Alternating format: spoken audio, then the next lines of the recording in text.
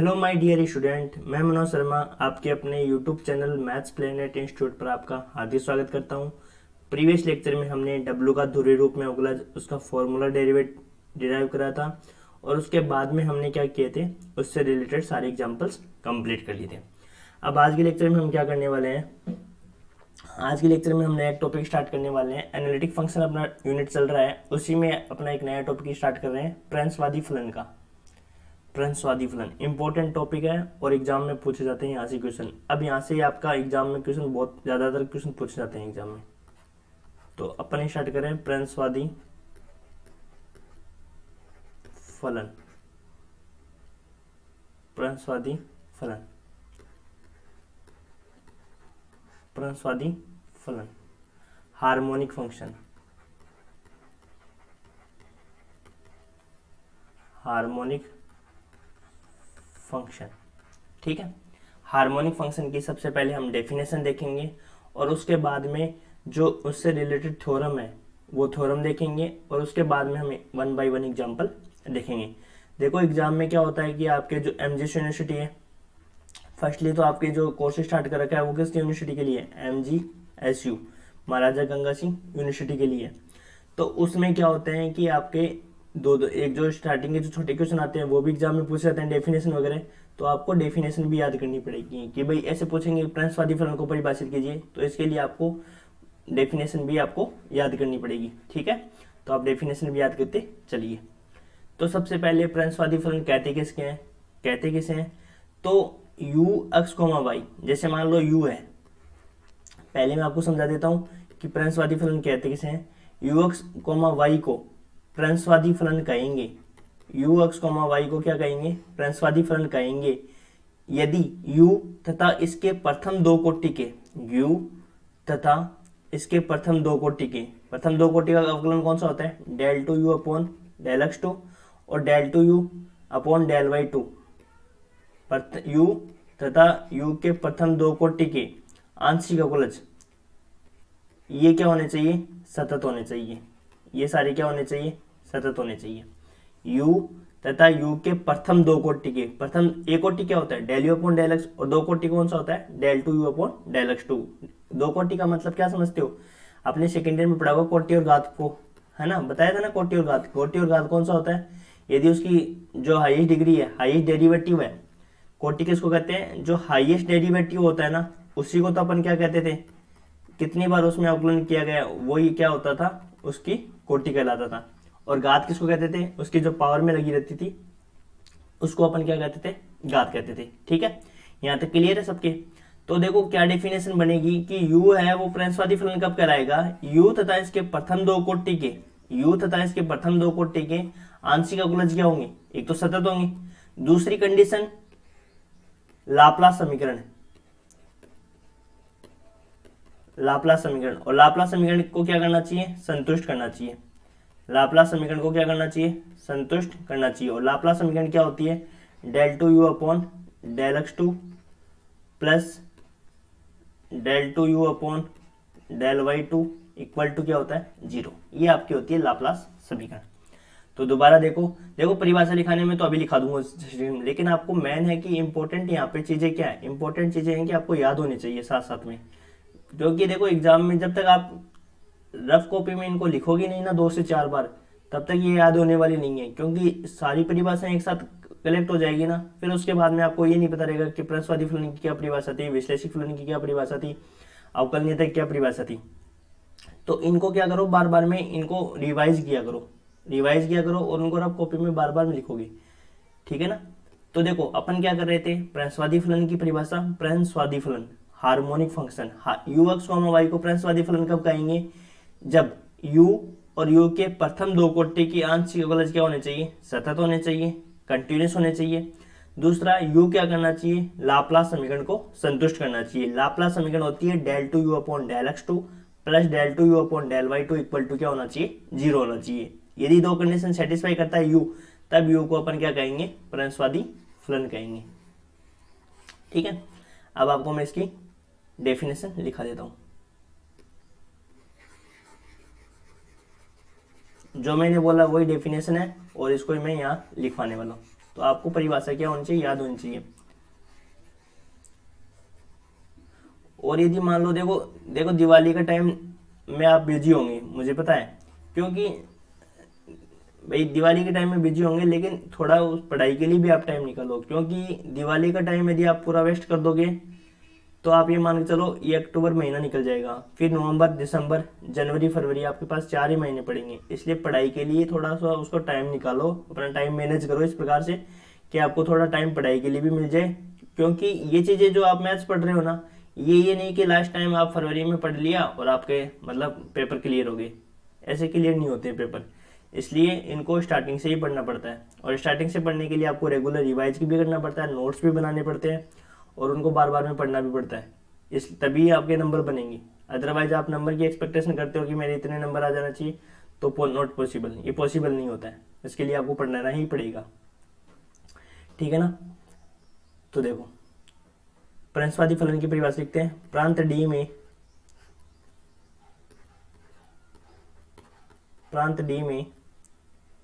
परिभाषित फलन, प्रांत डी में परिभाषित फलन यू एक्स कोमा वाई प्रंसवादी फलन कहलाता है। प्रंसवादी फलन कहलाता है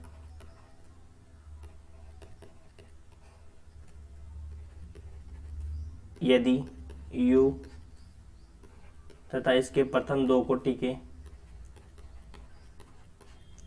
u तथा इसके प्रथम दो कोटि के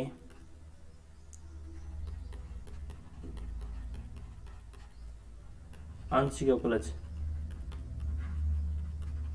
u तथा इसके प्रथम दो कोटि के आंशिक अवकलज सतत हो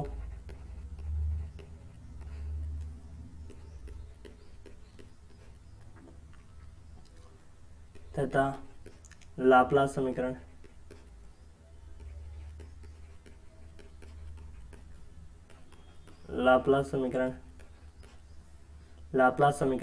del two u upon del x two plus del two u upon del y two equal to 0 को संतुष्ट करता है,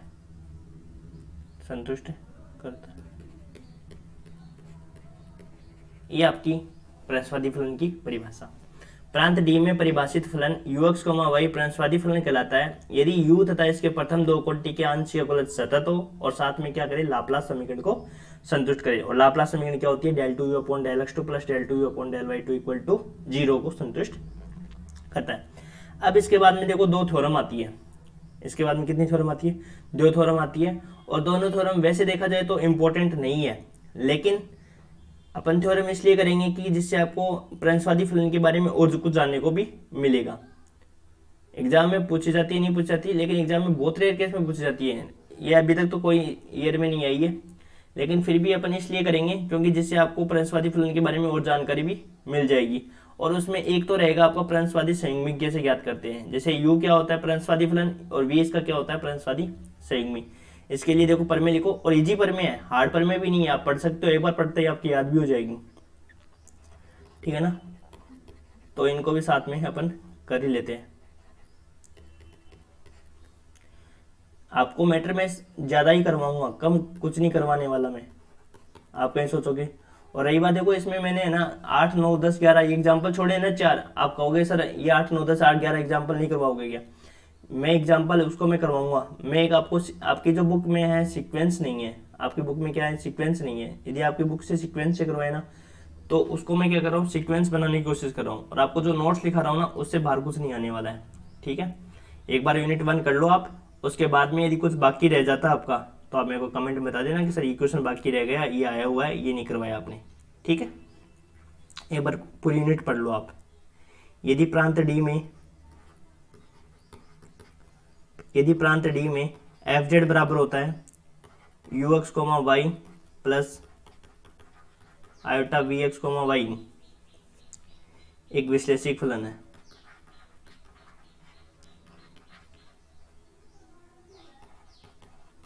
विश्लेषिक फलन है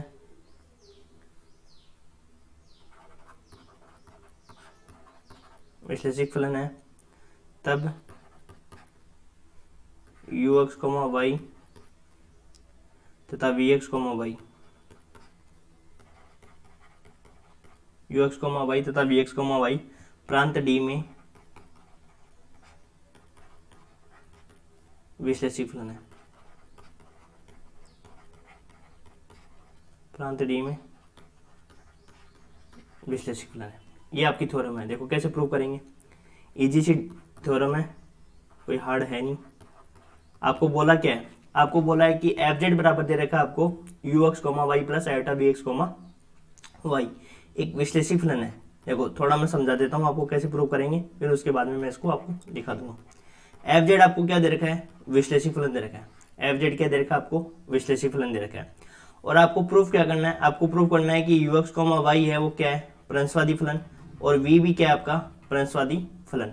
आपको अभी डेफिनेशन बताई थी कि u और v को प्रंसवादी फलन सिद्ध करने के लिए अपने को क्या दिखाना होगा, एक तो u तथा इसके प्रथम दो कोटि के आंशिक अवकलज क्या होने चाहिए, सतत होने चाहिए, और एक क्या होना चाहिए, लाप्लास समीकरण को संतुष्ट करना चाहिए। अपन u को यदि सिद्ध कर देंगे ना प्रंसवादी फलन, तो इसी प्रकार लिख देंगे v भी क्या होगा, प्रंसवादी फलन होगा। ठीक है, और एक तो अपने को ये दिखाना पड़ेगा लाप्लास समीकरण को संतुष्ट करना चाहिए, और दूसरे क्या होना चाहिए, u तथा इसके प्रथम दो कोटि के आंशिक अवकलज क्या होने चाहिए, सतत होने चाहिए, है ना। यही तो चीज बतानी होती है। और यदि अपन u के लिए कर देंगे ना, तो इस प्रकार लिख देंगे कि v भी क्या होगा, प्रंसवादी फलन होगा। अब यहाँ से देखो अपने को क्या इन्फॉर्मेशन मिली, एफ जेड यदि विश्लेषिक फलन होता है, इसका मतलब यदि एफ जेड विश्लेषिक फलन है तो सी आर इक्वेशन को ये सेटिस्फाई करेगा। और सी आर इक्वेशन क्या होती है, del u upon del x equal to del v upon del y, और del u upon del y equal to minus का del v upon del x, यही तो होती है सी आर इक्वेशन। तो इनका अपन यूज करेंगे, और इनके यूज से अपन ये सिद्ध करके दिखाएंगे कि ये जो फलन दे रखा है आपको, ये फलन क्या करता है, लाप्लास समीकरण को सेटिस्फाई करता है। तो देखो पहले लिखना स्टार्ट करते हैं, फिर उसके बाद में कहीं मुझे समझाने की जरूरत पड़ेगी, मैं समझा दूंगा आपको। आज के लेक्चर में हम दो थ्योरम करने वाले हैं, और अगले लेक्चर में हम क्या करेंगे, इससे रिलेटेड एग्जाम्पल करेंगे स्टार्ट। ठीक है,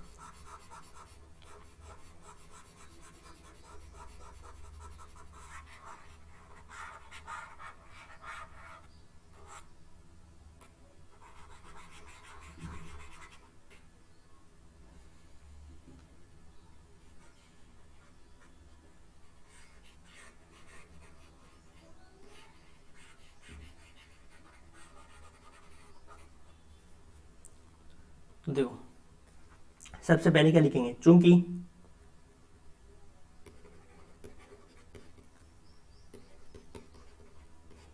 प्रांत डी में एफ जेड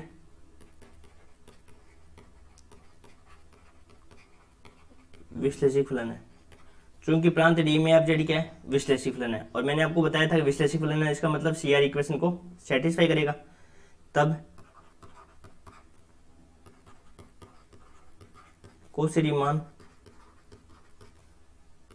समीकरण से, और कोशी-रीमान समीकरण क्या होती है, del u upon del x equal to del v upon del y, और तथा इसको इक्वेशन एक दे देंगे, तथा del u upon del y equal to minus का del v upon del x. ये यहाँ तक समझ आ गई समीकरण संख्या 2। चूंकि प्रांत डी में एफ जेड क्या है, एनालिटिक फंक्शन है, तब कोशी-रीमान समीकरण क्या कहती है, del u upon del x equal to del v upon del y, और del u upon del y equal to minus का del v upon del x. ठीक है, इसके बाद देखो समीकरण एक का क्या कर देंगे, एक्स के सापेक्ष आंशिक अवकलन, समीकरण एक का एक्स के सापेक्ष आंशिक अवकलन करने पर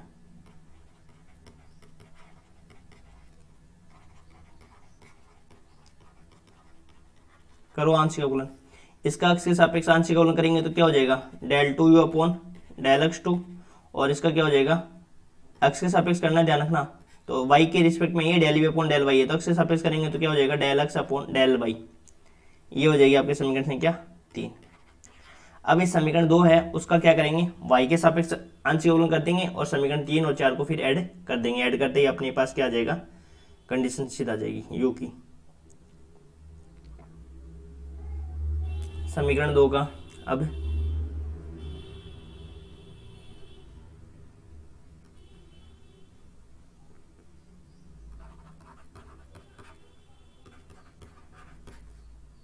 समीकरण 2 का क्या कर देंगे, y के सापेक्ष आंशिक गुण कर देंगे, y के सापेक्ष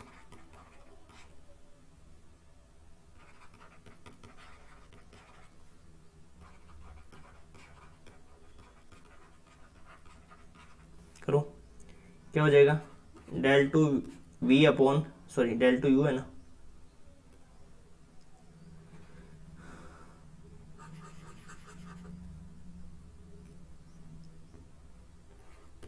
del two u upon del y two equal to minus का डेल टू वी, वाई के रिस्पेक्ट में करेंगे ध्यान रखना, तो ये हो जाएगा डेल वाई डेल एक्स, ध्यान रखना डेल वाई डेल एक्स होगा, ठीक है। और वैसे भी अपन जानते हैं, आपने फर्स्ट ईयर में पढ़ा होगा कि जो आंशिक अवकलज जो होता है वो क्रम इनमें का पालन करता है, del two u upon del x del y निकालो, चाहे del two u upon del y del x निकालो, दोनों बराबर ही होते हैं। ये हो गई आपकी समीकरण संख्या 4। समीकरण 3 व 4 को जोड़ने पर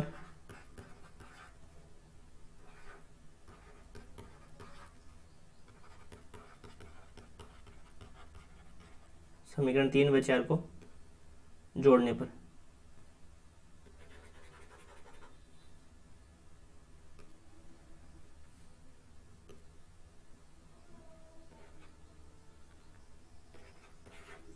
तीन व 4 को जोड़ने पर तो जोड़ो, del two u upon del x two, left hand side जोड़ेंगे तो del two u upon del y two, और इसमें जोड़ेंगे तो del two v upon del x del y minus del two v del y del x. अपन जानते हैं कि आंशिक अवकलज क्या होता है, क्रम इनमें का पालन करता है, ये लिखा देता हूँ शॉर्ट में ना, इक्वल टू 0 आ जाएगा ना, कैसे आएगा,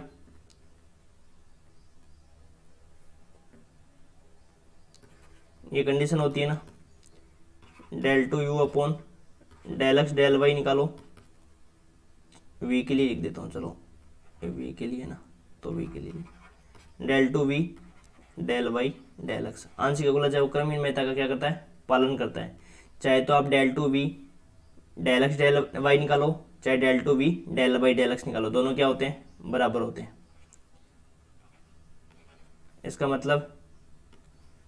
इसका मतलब ये हुआ कि इसको मैं क्या लिख सकता हूँ, del two v del y del x minus del two v del y del x, और इक्वल में क्या गया 0। इसका मतलब del two u upon del x two plus del two u upon del y two, ये क्या आ गया आपका, इक्वल टू 0 आ गया।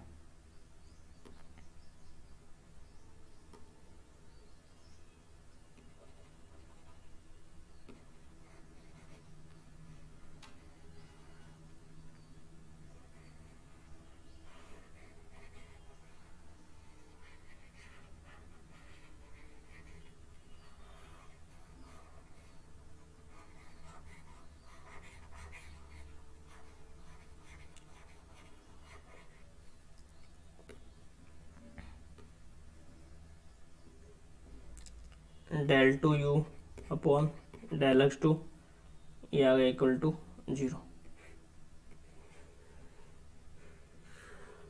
इसका मतलब यू क्या करता है, लाप्लास समीकरण को संतुष्ट करता है।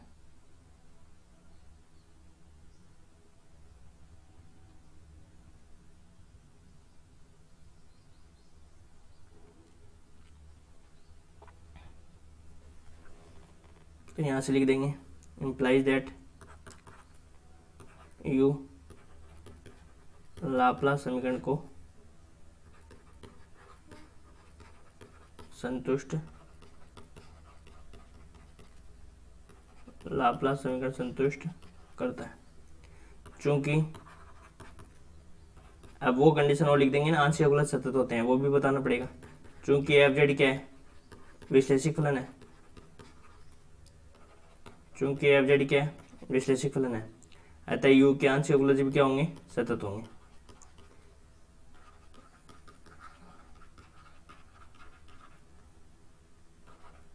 क्योंकि अपने को पता है कि एफ जेड विश्लेषिक है, तो बहुपद फलन रहे होंगे, या त्रिकोणमितीय फलन रहे होंगे, कुछ भी रहा होगा ना, क्योंकि विश्लेषिक फलन ने सीआर इक्वेशन को सेटिस्फाई करता है ना।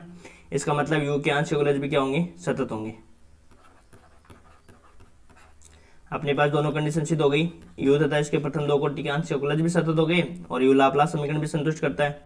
इसका मतलब u क्या है, प्रंशवादी फलन है, अतः u प्रंशवादी फलन है। अब इसी प्रकार क्या कर सकते हो आप, v को सिद्ध कर सकते हो, तो लिख देंगे डायरेक्ट इसी प्रकार v भी प्रंशवादी फलन होगा।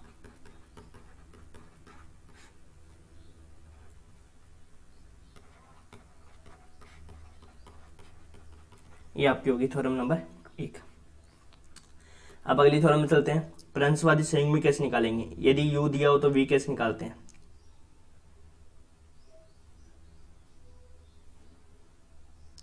एक थ्योरम और करा देता हूं और फिर मैं आपको इसके एग्जाम्पल अगले लेक्चर में करवाऊंगा।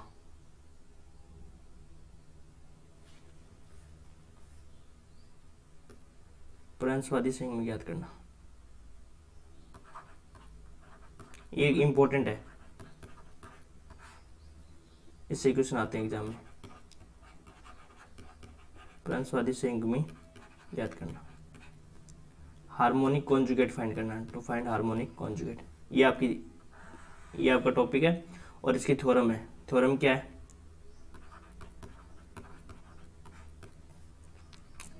यदि एफ जेड बराबर u प्लस आयोटा v विश्लेषिक फलन है, u प्लस आयोटा v एक विश्लेषिक फलन है, माना इसमें से आपको u दिया हो, ux, y दिया हुआ, वैसे अपन v निकालेंगे ना, इसका जो प्रंशवादी संयुग्मी v है वो अपन थ्योरम में अलग तरीके से निकालेंगे और जब इसके एग्जांपल्स करेंगे उसमें अलग तरीके से करेंगे। इसलिए थ्योरम वैसे इंपॉर्टेंट नहीं है, लेकिन आपको थोड़ी बहुत ध्यान में रखनी चाहिए। मैंने थोड़ा आगे लिखा दिया गलत, देखो विश्लेषिक फलन है और u और v क्या कहलाते हैं आपस में, हार्मोनिक कॉन्जुगेट फंक्शन।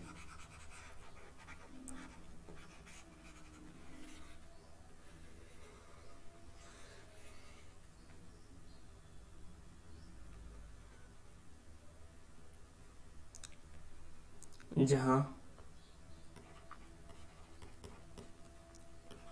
uxy और vxy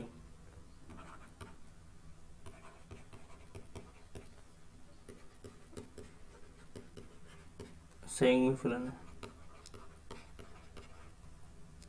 माना इसमें से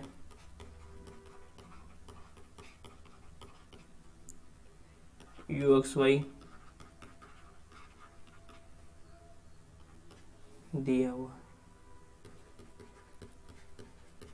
दिया गया, तब आपको क्या निकालना है, vx, y ज्ञात करना है। सबसे पहले एक चीज तो आपको इंपॉर्टेंट ये है कि आपको हार्मोनिक फंक्शन की परिभाषा आनी चाहिए। हार्मोनिक फंक्शन क्या होता है, जो हार्मोनिक फंक्शन है प्रंशवादी फलन है, वो उसकी क्या परिभाषा होती है कि u तथा इसके प्रथम दो कोटि के आंशिक अवकलज क्या होने चाहिए, सतत होने चाहिए, और u है वो क्या करना चाहिए, लाप्लास समीकरण को संतुष्ट करना चाहिए। u क्या करना चाहिए, लाप्लास समीकरण को संतुष्ट करना चाहिए। ठीक है, अपन क्या कर रहे हैं, पहले जो थ्योरम करी थी उसका स्टेटमेंट यहाँ काम आने वाला है। उसमें अपन ने क्या किया था कि एफ जेड यदि विश्लेषिक फलन है, तो इसमें जो एफ जेड बराबर होता है u प्लस आयोटा v, ये दोनों क्या होते हैं, ये भी हार्मोनिक फंक्शन होता है और ये v भी क्या होता है, हार्मोनिक फंक्शन है। इसका मतलब u भी लाप्लास समीकरण संतुष्ट करता है और v भी लाप्लास समीकरण को संतुष्ट करता है। ये थ्योरम देख लेना, काफी ठीक थ्योरम है, अच्छी थ्योरम है, समझने लायक थ्योरम है। देखो फर्स्टली वाली तो इजी सी थ्योरम थी ना, देखो इसको समझो। सबसे पहले अपन क्या मानेंगे, इसको कैसे सोल्व करेंगे,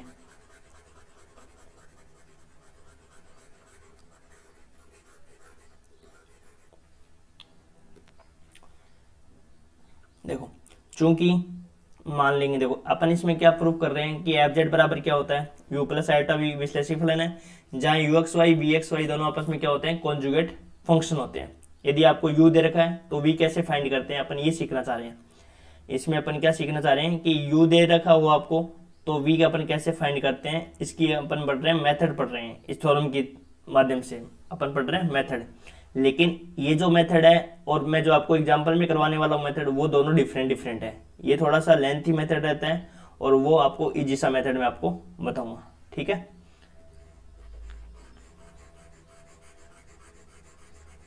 तो देखो क्या मेथड है, स्टार्टिंग करते हैं। चूंकि देखो, चूंकि v चर है वो अक्स और कॉमा y का फलन है, अपने को v निकालना है। v चर है वो अक्स व y का फलन है। v चर है वो किसका फलन है, अक्स कॉमा y का फलन है, ठीक है। तब अपन पूर्ण अवकलन को कैसे लिखते हैं बताओ। ये जो पूर्ण अवकलन होता है ना dv, इसको लिखना चाह रहे हैं अपन।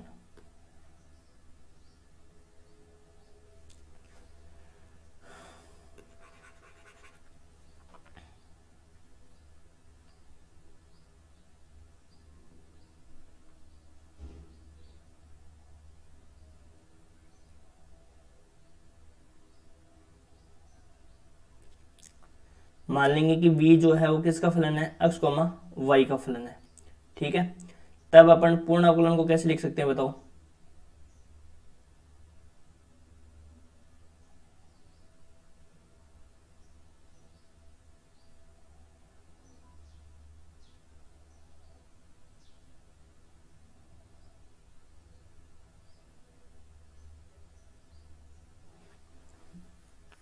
तो देखो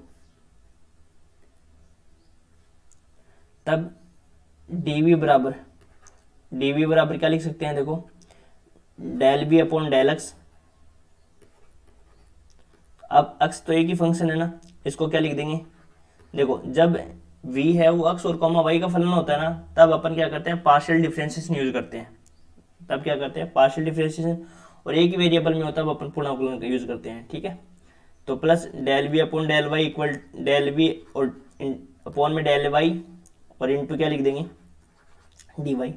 ये आपने पढ़ा होगा। देखो यदि v मान लो किसका फलन है, अक्स कोमा y का फलन है, और अक्स अक्स का फलन है और y का फलन है, तो देखो इसका यदि अपने को dv निकालना है, इसका अवकलन निकालना है, तो इसको कैसे अवकलन करेंगे, del v upon del x, और अक्स का अक्स के सापेक्ष करेंगे तो dx, उसका पूर्ण अवकलन हो जाएगा, और del v upon del y, और उसका पूर्ण अवकलन करेंगे तो dy। ये यदि आपने फर्स्ट ईयर में पढ़ा है, तो फर्स्ट ईयर में जो आंशिक अवकलन है उसमें आपने पढ़ा है क्या, कि यदि v क्या हो, अक्स कोमा y का फलन होता है, पूर्ण अवकलन का सूत्र क्या होता है, dv इक्वल टू होता है del v upon del x into d x plus del v upon del y into d y, ठीक है।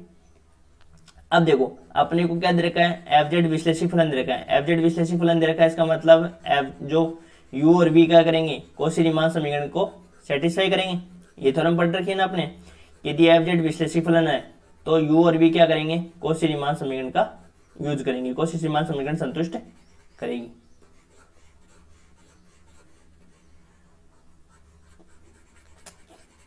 तो देखो कौशी रीमान समीकरण से, कौशी रीमान समीकरण यूज करेंगे अब यहाँ पे, कौशी रीमान समीकरण से। कौशी रीमान समीकरण क्या होती है, del u upon del x equal to del b upon del y, और del u upon del y equal to होता है माइनस का del b upon del x. ये आपको नोट्स में लिखने हैं साथ में, ठीक है ना, इसके पैरेलल ही लिखना है। अब देखो ये हो गई आपकी कौशी रीमान समीकरण, यहाँ लगाओ। देखो del b upon del x के स्थान पे क्या लिख सकते हो बताओ, del b upon del x के स्थान पे क्या लिख सकते हो, माइनस का del u upon del Y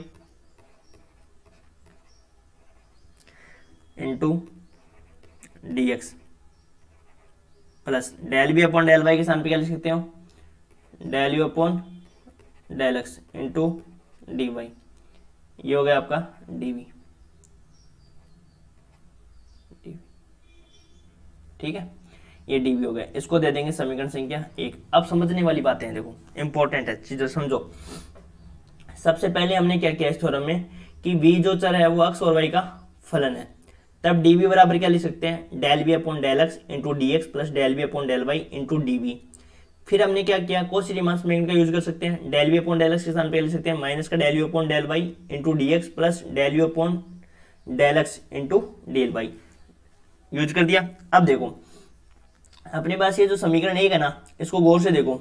यदि आपने सेकेंड ईयर में, बीएससी सेकेंड ईयर में एक पढ़ा हुआ आपको टॉपिक, वो टॉपिक आपका क्या था, यथार्थ अवकल समीकरण।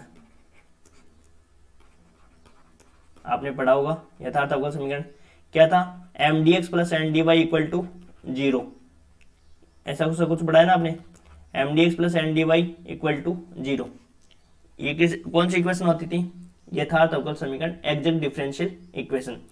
अब देखो इस समीकरण 1 को अपने को क्या करना है, समाकलन करना है। इस समीकरण 1 का समाकलन तभी कर सकते हो आप, इस समीकरण 1 का समाकलन आप तभी कर सकते हो कि जब ये समीकरण क्या हो, यथार्थ अवकल समीकरण में हो। और यथार्थ अवकल समीकरण होने के लिए जो कंडीशंस होती है, आवश्यक और पर्याप्त कंडीशन जो होती है, वो del m upon del y equal to क्या होता है, del n upon del x होना चाहिए। दोनों क्या होने चाहिए, बराबर होने चाहिए, तभी आप इस समीकरण का क्या कर सकते हो, समाकलन कर सकते हो। दोबारा देखो बहुत इंपॉर्टेंट थ्योरम है और आपके नॉलेज के पॉइंट ऑफ व्यू से भी काफी इंपॉर्टेंट है। ये नॉलेज के इंपॉर्टेंस से ही करवा रहा हूं मैं आपको।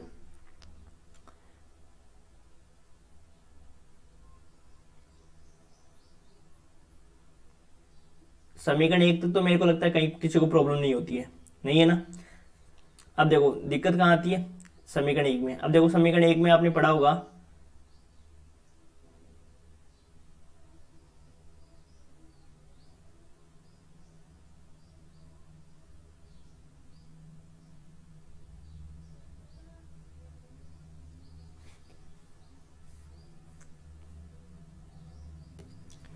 एक मिनट रुको, दोबारा से बताता हूँ मैं इसको आपको।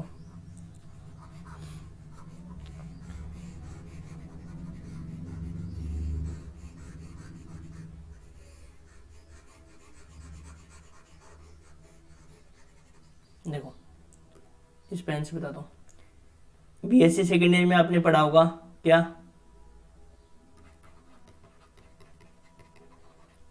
यथार्थ अवकल समीकरण।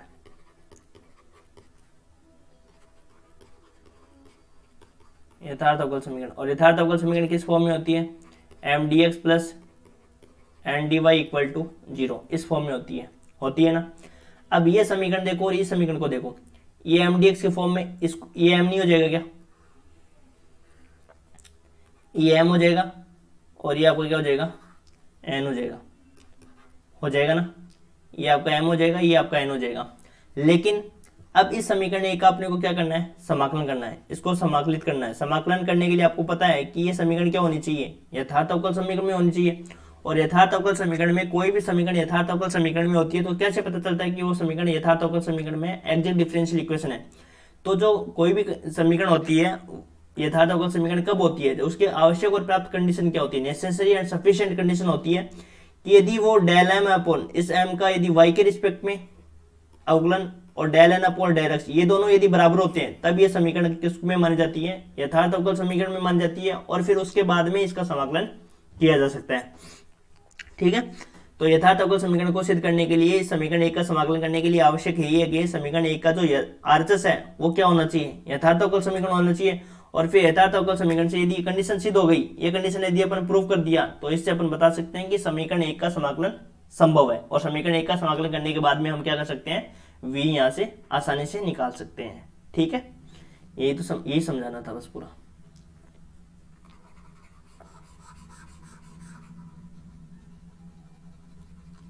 तो अब लिखेंगे इसको, देखो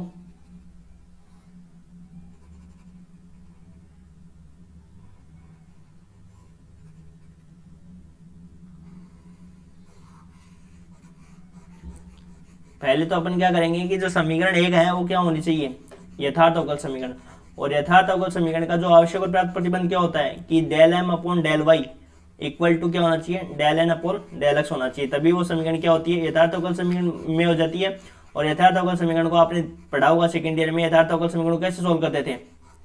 यथार्थ अवकल समीकरण को पहले क्या करते थे हम बताओ, यू एक्स कॉमा वाई निकालते थे, integration of m d x. दूसरा क्या करते थे बताओ, दूसरा अपन करते थे कि जो अपने पास यू एक्स कॉमा वाई आया है उसका क्या करते थे, वाई के रिस्पेक्ट में differentiation del u upon del y निकालते थे। फिर तीसरी कंडीशन क्या करते थे, एन में से del u upon del y निकालते थे और फिर उसका वाई के रिस्पेक्ट में क्या करते थे, इंटीग्रेशन करते थे, और वो होता था आपका वी वाई। तो फिर लास्ट में जो जनरल सॉल्यूशन होता था वो क्या होता था, u x comma y plus v y equal to c. इस प्रकार से समीकरण को क्या करते थे, सोल्व करते थे। करते थे कि नहीं करते थे? आप कहोगे सर हमें कहाँ याद, सेकेंड ईयर की बात है।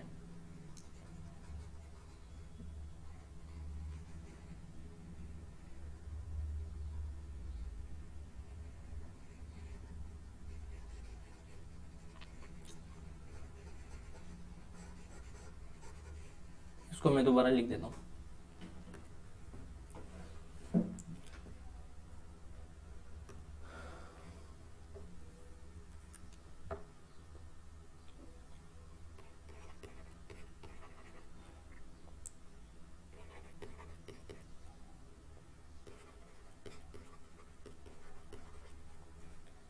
तो देखो समीकरण एक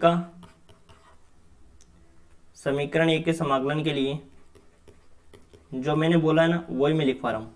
समीकरण एक के समाकलन के लिए, इसका समाकलन करने के लिए आवश्यक है कि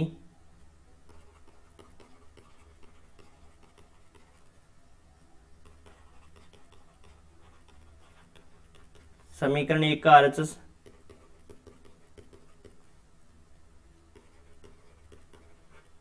यथार्थ अवकल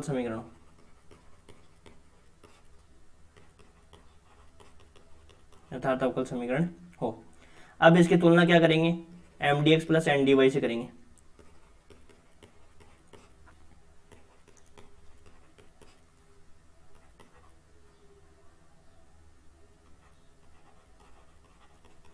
ndy इक्वल टू 0 से करने पर, और अपन इसको क्या करेंगे? यथार्थ सिद्ध करेंगे, और यथार्थ सिद्ध करके अपन बता देंगे कि ये समीकरण क्या है, यथार्थ अवकल समीकरण है। इसका मतलब इसका समाकलन किया जा सकता है।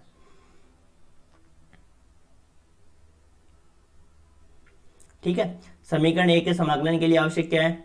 समीकरण एक के लिए समाकलन के लिए आवश्यक है कि समीकरण एक का जो RHS है वो क्या होना चाहिए? यथार्थ अवकल समीकरण होना चाहिए। और यथार्थ अवकल समीकरण क्या होती है? इसकी तुलना कैसे कर देंगे? mdx प्लस ndy से करेंगे।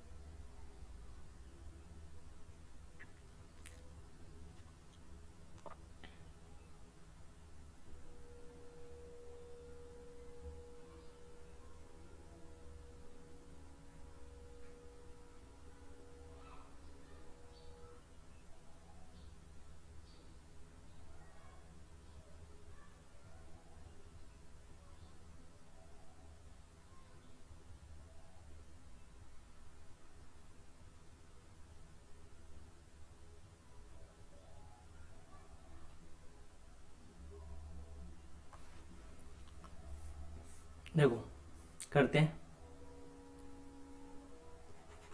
mdx प्लस ndy से करने पर, तो m बराबर क्या हुआ अपने पास? माइनस का del u upon del y. n बराबर क्या हुआ? Del u upon del x. ठीक है। अब निकालो del m upon del y, निकालो del m upon del y, तो क्या हो जाएगा बताओ? Del two u upon del y two. और del n upon del x निकालो, तो क्या हो जाएगा? Del two u upon del x two. अब यहाँ समझना, इसके बाद में देखो, अब अपने को क्या दे रखा है?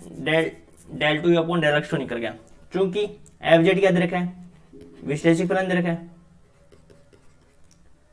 चूंकि एफ जेड क्या दे रखा है? विश्लेषिक फलन है।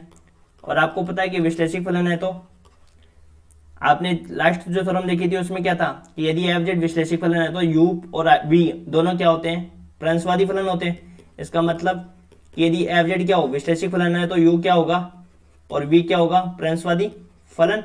और यू यदि प्रंसवादी फलन होगा तो यू क्या करेगा? लाप्लास समीकरण को संतुष्ट करेगा। तब लाप्लास समीकरण क्या होती है? Del two u upon del x two plus del two u upon del y two equal to 0। यही लाप्लास समीकरण होती है ना।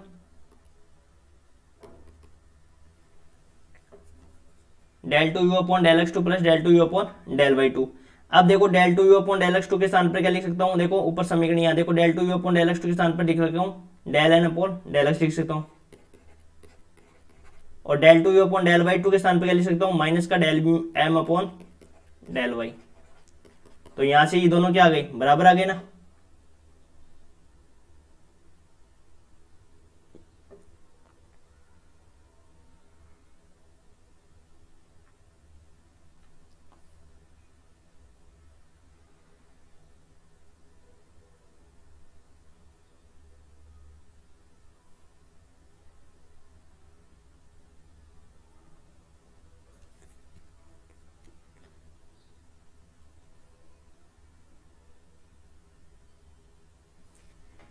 यहां से क्या हो गया, फिर अपने पास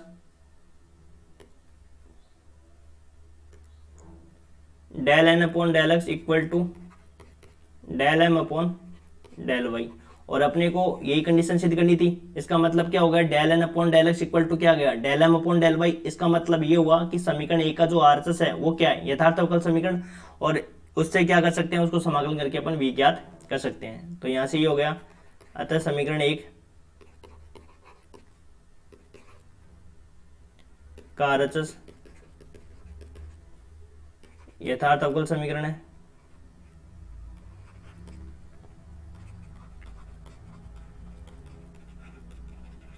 जिसे हल करके v ज्ञात कर सकते हैं, हल करके v ज्ञात कर सकते हैं। इतनी इजी थ्योरम थी ये। यदि आपको समझ में नहीं आया तो एक बार देखो वापस से बता देता हूं मैं, नॉर्मल 5 मिनट में इसका रिवीजन कर देता हूं मैं। देखो सबसे पहले क्या था, एफ जेड अपने को विश्लेषिक फलन दे रखा है, तब अपन ने क्या लिखा था कि v जो है वो एक्स वाई का फलन है। यहाँ समझा रहा हूँ मैं ना, देखो यहाँ समझा रहा हूँ। तो ये तो अपनी कंप्लीट हो गई। डी वी इक्वल टू क्या लिख सकते हैं अपन, del b upon del x into d x plus del b upon del y और इंटू डी वाई, ये था। फिर हमने क्या किया, कौशी रीमान समीकरण का यूज किया था, del b upon del x के स्थान पर लिख सकते हैं माइनस का del u upon del y into d x plus del u upon del x के स्थान पर लिख सकते हैं del u upon del y into d y. क्या होती है समीकरण, del u upon del x equal to होता है del b upon del y, तो यहाँ एक्स आ जाएगा, सिर्फ यहाँ पे एक्स आ जाएगा डेल एक्स, ठीक है, यहाँ इंटू डी वाई, और del u upon del y equal to क्या आ जाएगा माइनस का del b upon del x. तो del u upon del x के स्थान पर लिख दिया माइनस का del u upon del Y.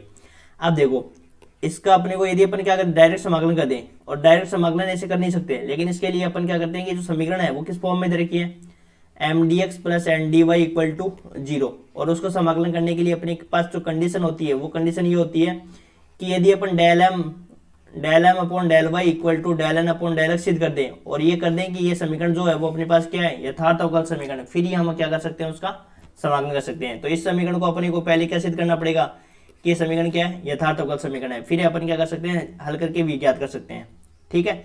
इसके लिए क्या करेंगे, इसके लिए हम क्या करेंगे कि जो ये m है और ये n है, m बराबर ये हो गया, m बराबर हो गया माइनस का del u upon del y, और n बराबर अपने पास क्या हो गया del u upon del x. फिर हमने क्या कर दिया, del m upon del y निकाल लिया, del n upon del x निकाल लिया। लेकिन अपने को क्या दे रखा है, एफ जेड विश्लेषिक फलन दे रखा है। एफ जेड यदि विश्लेषिक फलन होता है, यू और v दोनों क्या होते हैं, प्रंसवादी फलन, लास्ट थ्योरम से हमने देख चुका है। और u और v प्रंसवादी फलन है, इसका मतलब u क्या कर रहा है, लाप्लास समीकरण संतुष्ट करता है, और v भी प्रंसवादी फलन है तो v भी लाप्लास समीकरण संतुष्ट करता है।